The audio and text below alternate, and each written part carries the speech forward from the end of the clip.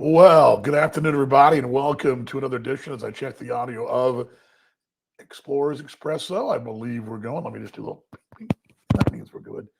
Some reason my camera's a little wonky here. Let's see if I can adjust that for us here. Glad you guys are along. Why are we later today than we have been? Why? Why are we later? Well, um, there's a reason why. And yeah, we are working. There we go. There we go. For some reason, the clock is not working correctly either. I'm not sure what's going on with that. Anyway, Dan Vaughn with you, Voice of the Explorer. Glad you're along here on your lunch hour. Got my coffee here from Hawks in a moment. We'll give that to you. I'm kind of thinking if we're going to be doing a special coffee for the ball club, and Solomon Bates is going to be the guy putting that one together. Maybe we could have a DV version too. And this is what I think I've come up with. I adjust my camera there. Sorry about that. For some reason my camera is acting a little strange today. Anyway, we'll just go with this for the time being. It's not the best camera, but it'll work for the time being. I've got a Hawks cold brew with a chocolate cold foam. And yeah, you can get that just about anywhere that has a coffee shop with, that does the cold foam. But for some reason, that cold foam is delicious. I could like swim in the cold foam. Hawks, of course, they're in Sergeant Bluff, and they're part of this show. We're glad they are.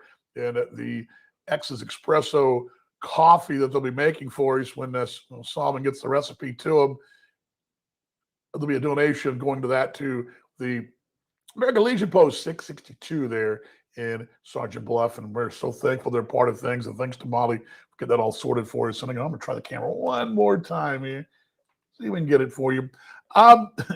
Why are we running behind today? Well, let me show you why we're running behind today. Let's see if this will. I think that got it right there. This is why we're running behind today. Let me just go ahead and show you. You guys all know this, right? You're in touch with this emotion, right? Wow, wow, wow, wow. You've all been there. You all know that emotion, right? There it is, the dreaded train. And I passed those train tracks. I was telling Austin this a few minutes ago. Oh gosh, 100 times or so already. And they're only going to roll again. 100 times or so already. I passed the train. They're in Sergeant Bluff.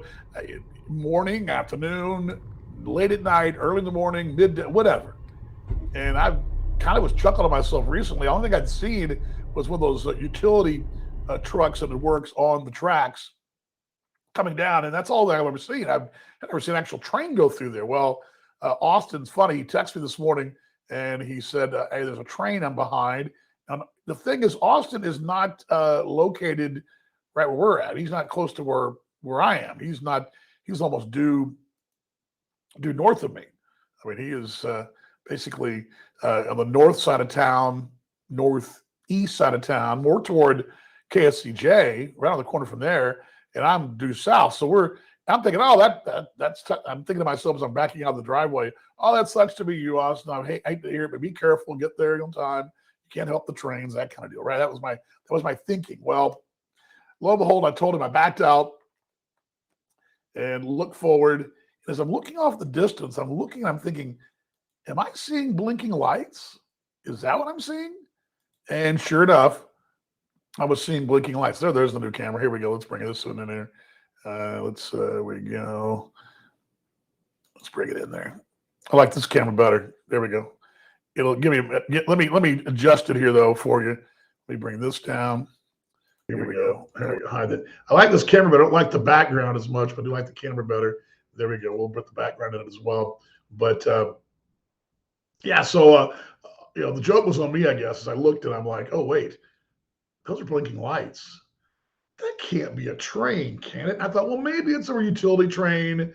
They're doing a little work on the tracks or the crossing. So I went to the left, went through a town itself, right through Sergeant Bluff, and I kind of make my way down, and lo and behold, no, that wasn't the case, folks. It was a long train. I went, oh, and it was going slowly that direction to the north. I thought, well, all right, let's see if I can beat it to the south, but I don't know really where the streets are going much further south than that. So I head south and do find a way down. And when I get down there, I realize, well, it's probably not going to work out for me because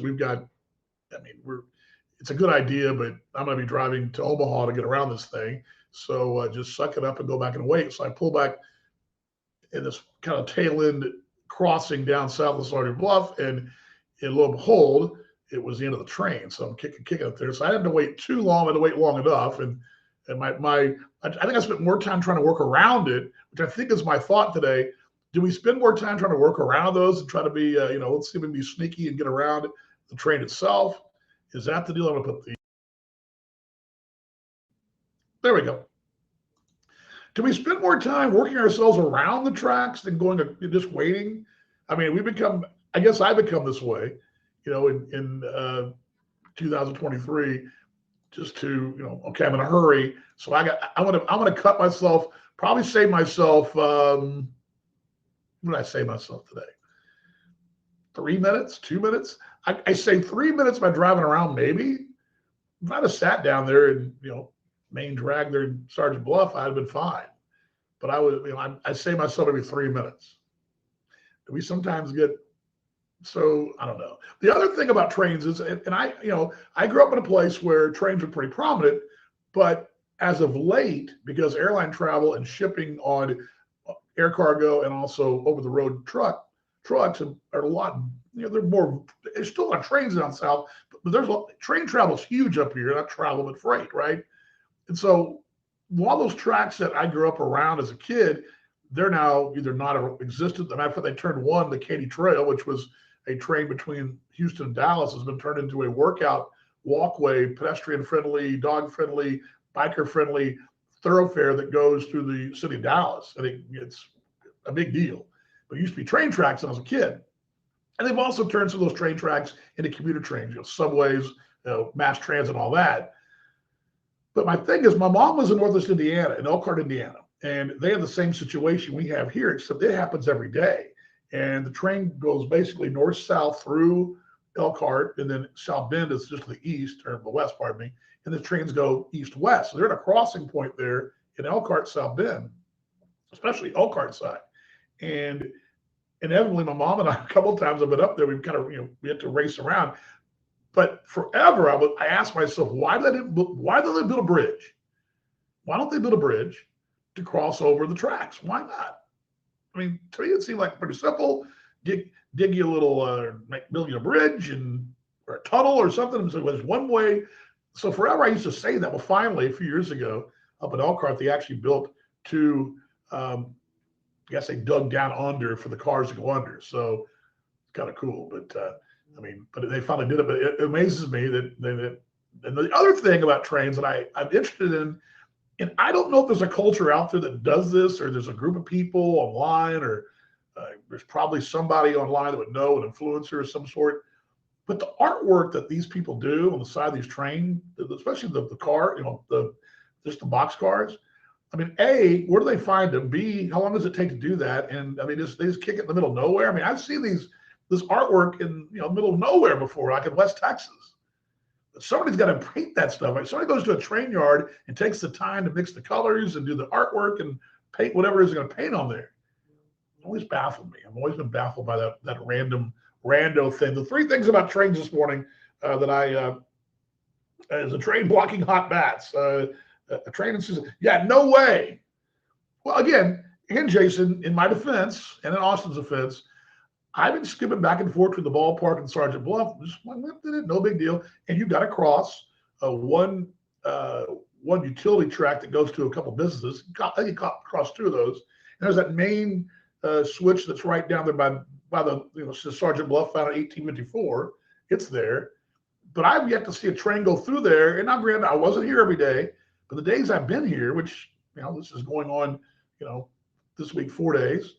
Week prior I was here for 7, and that's and you think in the middle of the night I hear the freeway traffic going down I-29. I hear the buzz of the semis. But I never heard a train go by. Never heard of that sound of the tracks as they haul their. There's a certain sound they make even a mile or so away.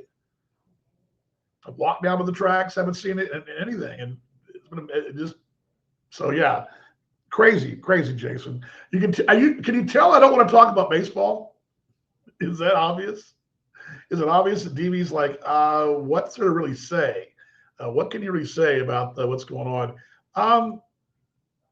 X's last night dropped another tough one. Uh, it's amazing to me, and I've never seen this in all my years, where a team, I mean, you're batting a winning run. Now, granted, you were down 9-4. When was it 9-4? Yeah, 9-4. Yeah, you're down 9-4. Lose 9-6. You're one hit away from either tying the game or winning the game. A couple of times late in the ninth inning. I mean, they what, walk four in a row. I joked on the air last night with Connor. It was walk, walk, walk, walk. It sounded like, the Peanuts parents, the school teacher in Peanuts, or the parents in Peanuts. But Charlie Brown was hearing walk, walk, walk, walk, walk, walk, walk. We got your runs. Again, and it's not like you got beaten 9-2, 12-1, 19-0, Winnipeg. And you go back to was a blowout loss against Lake Country. The sad part about it is we're in game 31 now, and I can remember the losses. We've had 17 of them. And the three I remember are the ones that I just threw them out because they were upside down. The one in Lake Country, you had those two real rough nights in Cleburne. That's pretty much been it. You did get beat got beat by 3 runs a couple times. By and large, you've been batting worse. You lost 3 runs last night. You batted the tying run, winning run. A couple of those losses, you had leads in extra innings. I mean, it's not like this is and so I go back and what can you fix? And what we talked about last night in the broadcast, it is fixable, but how do you fix it? And I think one more thing cropped up last night, just in talking with, some of the folks upstairs and just some post-game thinking. The other things cropped up is maybe approach the plate. That may be one more thing that Steve Montgomery mentioned to us early on this year in a couple of close losses, those extra inning losses, that the approach really shouldn't change a lot in general. I mean, you see them draw the infield in, you're still going to try to hit that ball the outfield, right? The infield drawn in makes you run at third base and one down. The infield drawn in makes no difference in your approach to the outfield. Changes no approach at all. Your idea is hit a deep fly somewhere to get that runner home. They can stand right in front of you, wouldn't make any difference. And I think looking at the approach last night, kind of like the tracks on Business 75, Jason says, stuck for a while. Yeah.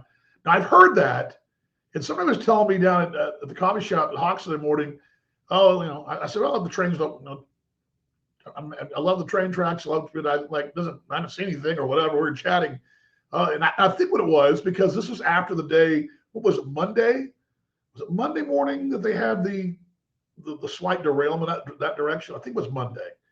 I heard it on KSCJ and on the way in from Omaha from the airport, and I'd heard that, and I knew about where it was, but I knew it was way away from where I was. But anyway, approach. What's the approach? That's the question. And the bullpen pieces are fixable. Now, I will tell you, let's get the bad news out of the way for the day. Okay, let's get out of the way. Tonight, you lost audio? Uh-oh. I'm hearing myself.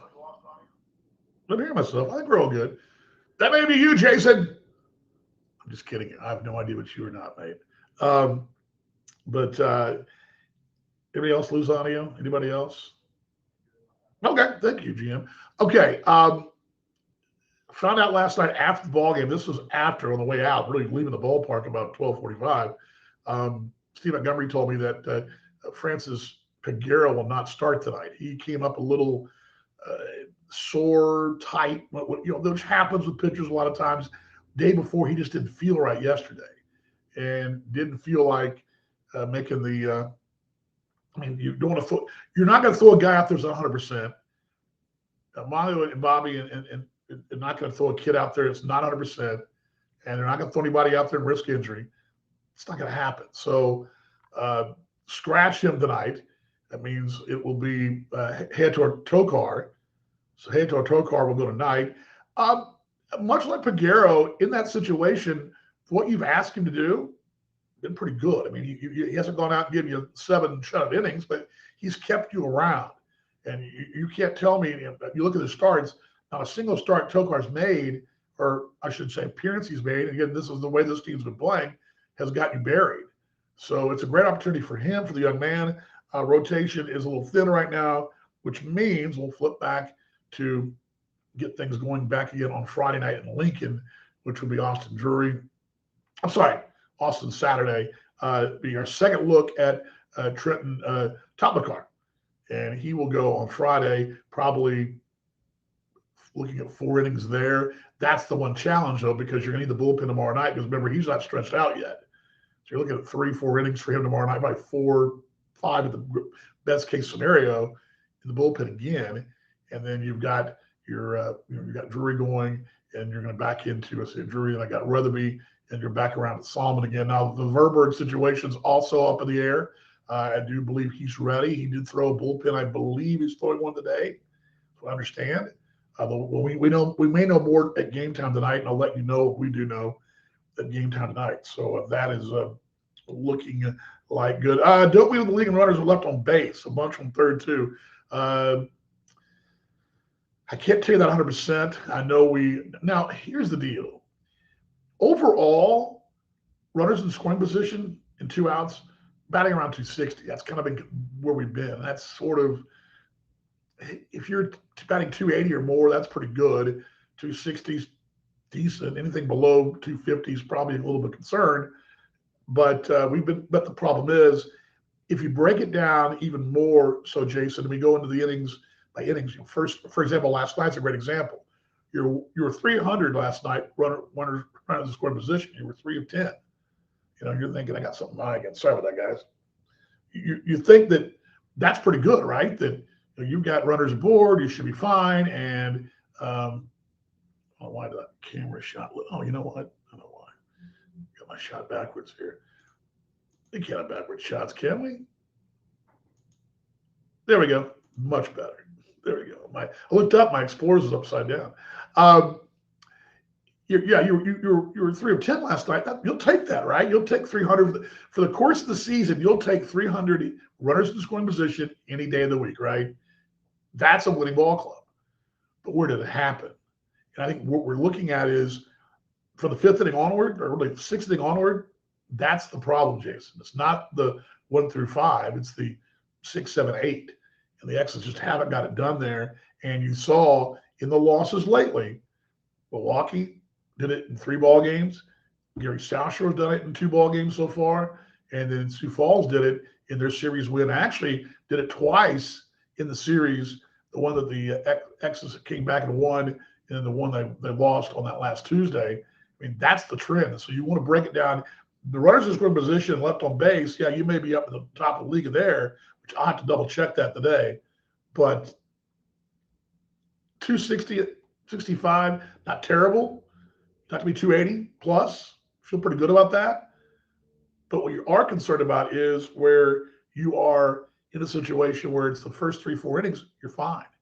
It's those back innings. And it goes back to, we talked about the 7th inning bullpen woes, and your offense is correlated right there. You're giving up double what or triple what you're scoring. 6, 7, 8, it become really tough for you. Your 4, 5, 6 have been pretty decent offensively. It kind of peaks and drops after 5. And that makes sense 2, 3 times through, right, as an offense. But you look at yourself back third of the ball game where your bullpen wants to lock it down. It's not. And your offense is not meeting them in the middle. Your offense is down here, and you're giving up this many. And suddenly your plus minus, where your plus, I believe you came in the Milwaukee series plus 11. I think you're now plus 6 run differential. But in those last innings, you flip it. You're minus 12 in that last stretch. 7th inning alone, you're minus, I believe, 18, 16. It's tough. It's a tough number. And so that's where I'm going to tell you, Jason, it's not so much where it's where the pitching deficiencies in the 7th and the offense deficiencies in the 7th too. And you go back to the losses, I can think of 4 or 5 off the top of my head where you had either tie ball games or you're down by a run and you didn't get that run across the tie in the 7th, 8th, or 9th. And a couple of times it carried to the extra innings where you didn't get runners across in the 9th, and 10th, and 11th and lost the 12th. That's happened too. So that would all tell you it's not so much the first part of the ball game. You seem to have solved those first inning woes. It's the 7th that really stands out right now. So that's what I'm going to tell you. Last call on questions. Coming up next week, tomorrow we do leave at 10 a.m. I do not believe we'll have a show tomorrow. I do love going to the Haymarket. There's a great coffee shop there, the Mill, which is a really good place there in the Haymarket, right a block from the hotel. I've shot the show with other teams there before, or my show with other teams before. It's a great location. You can sit outside and they got good Wi-Fi and all that. But we're not going to be there in time, I don't believe, to you bet, Jason, here to help you, mate. Always here to help and appreciate you folks chiming in too. Yeah, I appreciate you guys chiming in. I appreciate y'all. This is for you guys. The show is for y'all. Number two, next week, this hit me yesterday. I didn't realize this, but we are going to be in Kansas City. Now, we're going to be there all week or most of the week. And Wednesday's ball game is 11 a.m. So there'll be no show Wednesday. We won't be doing a show on Monday. It's an off day for the ball club. So we'll try to get away and, we'll all kind of kick it a little bit. Tuesday's show in Kansas City. Wednesday, we won't have a show. Thursday down there. And I'm trying to work out a trip to the Negro Leagues Museum either Tuesday or Thursday. Thursday's tough because of the getaway day and all that. We're going all night that night to Fargo. There won't be a show on Friday because if there's a show on Friday, that's just if I get up and feel like I can do it. Okay. We're driven all night. We'll try, but weekends obviously don't do the show, but we may pull out a special Fargo show for you guys on Saturday because I do like shooting shows in Fargo. I can take you to the Roger Maris exhibit there at the mall, or downtown Fargo is always a cool place, but don't count on that. But this show airs every Monday through Friday when we're not traveling. We're not all night or we're not off. So on game days during the week, this show airs and occasional specials now and then. And one more thing we're adding as well. Look for this. I don't know where we're going to put it yet, but we'll be testing the beta this weekend off and on in Lincoln, and then debuting next week in Kansas City, a booth cam. You'll be able to watch what's going on inside the booth. And the good news is that Austin Thomas will be with me in Kansas City. You'll see what he looks like. So that way, if you see him in your neighborhood, you know who to avoid, okay? I'm just kidding. I'm kidding. He's a good kid, done a great job. Missouri Tiger, if you will. But anyway, questions, comments, last call here on the Expresso, brought to you by our friends there at Hawks. I got the DV. It's not the menu, but you can order it. It's the cold brew with the chocolate foam. I mean, they're like, oh, that sounds good. Yeah, it's good stuff. I'm a chocoholic and a cheeseburger-holic. Hello, I'm Dan. I'm a chocoholic. Hello, Dan. Anyway, what we got going on tonight? Tonight, again, it'll be Tokar, but the big thing for you folks, you're in town, Thirsty Thursday. I mean, talk about fun. Select beverages, that dollar price point. Tell me a place you can get that. Seriously. You want an adult beverage for $1? It's like, what? I told this story before. Australia is a little pricey in their suds. One of the main reasons in Australia it's a little expensive because they got to ship, like in Perth, for example, you want a beer from back east, from like say Victoria or Sydney, that's got to ship it across the Nobel Plain, which is 2,000 miles. So local ones are always pretty cheap, but you want like a Victoria bitter might cost you, or a fancy beer from back east might cost you, but a local, a little cheaper, but still over there, finding a good happy hour is almost impossible. But there's a thing called the Masters games. The Masters games are senior level baseball. These are guys in their 60s, 70s are playing baseball. And they play on Tuesday nights at the stadium. And it's $2 beers. I didn't miss a game. I didn't miss a game in Perth. Never have on a Tuesday if I'm in town. So yeah, so you get some for $1? Are you kidding me? Austin, take over. I'm going downstairs. I mean, seriously. Anyway, all right. Last call. Appreciate you guys. Tonight, airtime 6:35. We'll have the first pitch at 7:05. Then Lincoln just sent me the rotation. Let me see what I got here. This came as we're talking here, and I believe this came from Michael Dixon. He's got Abdallah Aris, our lefty, Josh Roeder, a righty, and John Bezdedchik, if I can say it right, the lefty. And that is the schedule this weekend. So a pair of lefties looking around a righty, and the X's will go righty, and probably a pair of lefties or a righty lefty TBA. So there's how we got this weekend. By the way, this weekend, 7, 6, and 1, the scheduled times there in Lincoln. Need to get a win tonight.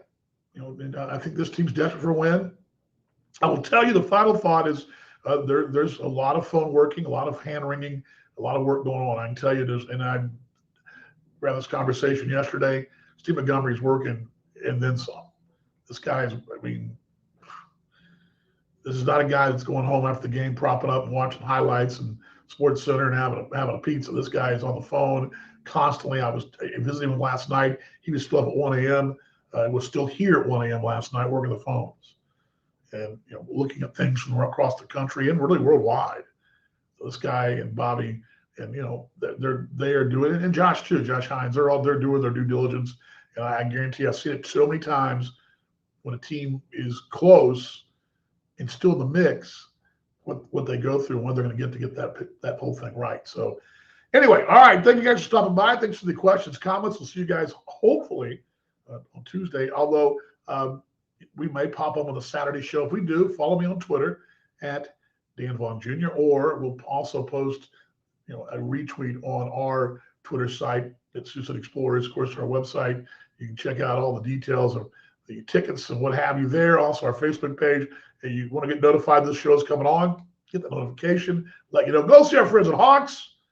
We're debuting that Expresso, the Solomon Bates version he's coming up with for us. So he's designing a coffee for this show and for you guys, for you fans, where dollar proceeds go to the American Legion there at Sergeant Bluff. That's really good news. Also, I encourage you guys to support us on the broadcast as well. I wish we had one. Sorry, Mom, no cheap wine tonight. You have to buy your own there in Indiana. But hope you'll join us on the air as well. Support the Ronald McDonald House of the Siouxland as we're doing that for stolen bases. And hope you guys will tune into that. All right. Appreciate you guys' time. You guys ready for some 1, 2, 3, go X's? I'm ready. You're ready. We're all ready. Me. No trains. No trains. By the way, if you guys do know who the artwork is, that there's like a famous artist that does that. I'd like to know more about it. For some reason, I've always wanted to know, but had no clue how to find out or just if it really was a person or not. Anyway, all right. The train edition here, if you will, on a Thursday. Here we go. 1, 2, 3. Go X's. I'll see you in the broadcast. Night, everybody.